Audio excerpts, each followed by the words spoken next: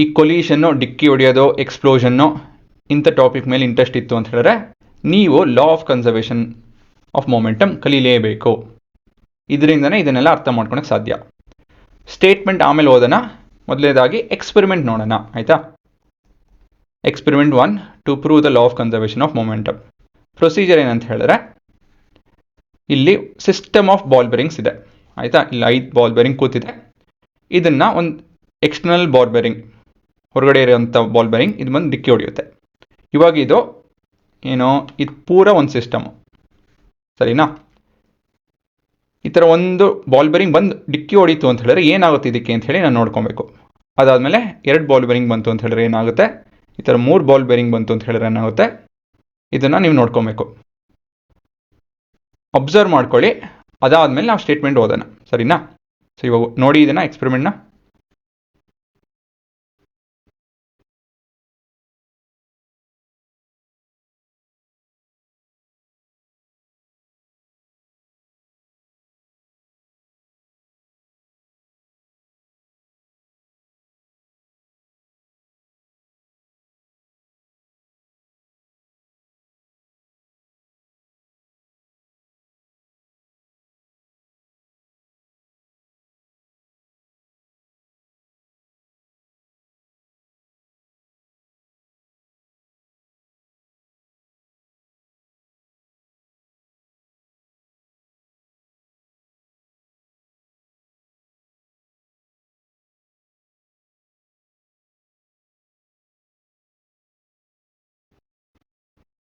ಏನು ಅಬ್ಸರ್ವ್ ಮಾಡಿದ್ರೆ, ಒಂದು ಬಂದು ಡಿಕ್ಕಿ ಹೊಡೆದಾಗ ಈ ಕಡೆಯಿಂದ 1 ಮುಂದೆ ಹೋಯಿತು, 2 ಬಂದು ಡಿಕ್ಕಿ ಹೊಡೆದಾಗ ಈ ಕಡೆಯಿಂದ 2 ಮುಂದೆ ಹೋಯಿತು, 3 ಬಂದು ಡಿಕ್ಕಿ ಹೊಡೆದಾಗ ಈ ಕಡೆಯಿಂದ 3 ಮುಂದೆ ಹೋಯಿತು, ಇಲ್ಲಿ 4 ಬಂದು ಡಿಕ್ಕಿ ಹೊಡೆದಾಗ ಇದು ಮತ್ತೊಂದು ಮುಂದೆ ಹೋಯಿತು ಅಂತ ಹೇಳಿದ್ರೆ the product of mass into velocity of the system before the collision ಮತ್ತು after the collision will remain the same.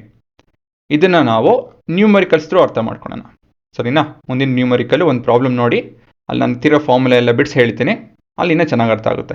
ಇಲ್ಲಿ ಸರಿ ಬರೀ ಇಂಟ್ರೊಡಕ್ಷನ್ ಪಾರ್ಟ್, ಆಯಿತಾ. ಇಲ್ಲಿ ಸ್ಟೇಟ್ಮೆಂಟ್ ಓದೋಣ ಏನಿದೆ ಅಂತ ಹೇಳಿ.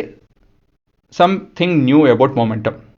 Momentum is an useful quantity to consider when bodies are involved in collision and explosion. ಅದು ನೀವೇ ನೋಡಿದ್ರಿ. ಸ್ಟೇಟ್ಮೆಂಟ್ ಏನು ಹೇಳಿದ್ರೆ ಅಂತ ಹೇಳಿದ್ರೆ, ಲಾ ಆಫ್ ಕನ್ಸರ್ವೇಷನ್ ಆಫ್ ಮೊಮೆಂಟಮ್ದು the total momentum of the 2 bodies is unchanged or conserved by the collision ಅಂತ ಹೇಳಿದ್ರೆ momentum of the entire system will remain the same before and after the collision, ಆಯಿತಾ. ಅದನ್ನು ಹೋಗ್ತಾ ಹೋಗ್ತಾ ಅರ್ಥ ಮಾಡ್ಕೊಳ್ಳೋಣ. Conclusion, when 2 or more bodies act on one another as in a collision, the total momentum of the body remains constant provided no external force acts on it. ಈ ಫ್ರಿಕ್ಷನ್ನು ಮತ್ತು ಗಾಳಿಯಿಂದ ಫ್ರಿಕ್ಷನ್ನು, ನೆಲದಿಂದ ಫ್ರಿಕ್ಷನ್ ಇಲ್ಲ ಅಂತ ಹೇಳಿದ್ರೆ ಈ ಪ್ರಾಡಕ್ಟ್ ಇರುತ್ತಲ್ಲ, ಮಾಸ್ ಆ್ಯಂಡ್ ವೆಲಾಸಿಟಿ, ಅದು ಒಂದೇ ಇರುತ್ತೆ, ಆಯಿತಾ. ಇದು ಅಷ್ಟೊಂದು ಅರ್ಥ ಆಗ್ತಾ ಇಲ್ಲ ಅಂತ ಹೇಳಿದ್ರೆ ಒಂದು ಎಕ್ಸಾಂಪಲ್ ಮಾಡ್ತೀನಿ, ನಿಮ್ಗೆ ಗೊತ್ತಾಗುತ್ತೆ. ಬಟ್ ಇದನ್ನು ಮನಸ್ಸಲ್ಲಿ ಇಟ್ಕೊಬೇಕು. ಮತ್ತು ಇಲ್ಲೊಂದು ಸ್ಟೇಟ್ಮೆಂಟ್ ಬರ್ತೀನಿ ನೋಡಿ, we will understand this better with an example. So example ನೋಡಿದ್ರೆ ಇನ್ನೂ ಚೆನ್ನಾಗಿ ಅರ್ಥ ಆಗುತ್ತೆ, ಆಯಿತಾ. ಇವಾಗ ನೀವು ಏನು ಮಾಡ್ಕೊಬೇಕು ಅಂತ ಹೇಳಿದ್ರೆ, ಎಕ್ಸಾಂಪಲ್ ನೋಡೋಕ್ಕಿಂತ ಮುಂಚೆ ಈ ಸ್ಟೇಟ್ಮೆಂಟ್ ಎಲ್ಲ ಬರ್ಕೊಂಬಿಡಿ. ಈ ಎಕ್ಸ್ಪೆರಿಮೆಂಟ್ ಬಗ್ಗೆ ಚಿತ್ರ ಬಿಡಿಸ್ಕೊಳ್ಳಿ, ಇಲ್ಲ ಅಂತ ಹೇಳಿದ್ರೆ ಒಂದು ಸ್ಟೇಟ್ಮೆಂಟ್ ಬರ್ಕೊಳ್ಳಿ. ಇಲ್ಲಿ ಈ ಕನ್ಕ್ಲೂಷನ್ ಪಾರ್ಟ್ ಬರ್ಕೊಬೇಕು ನೀವು.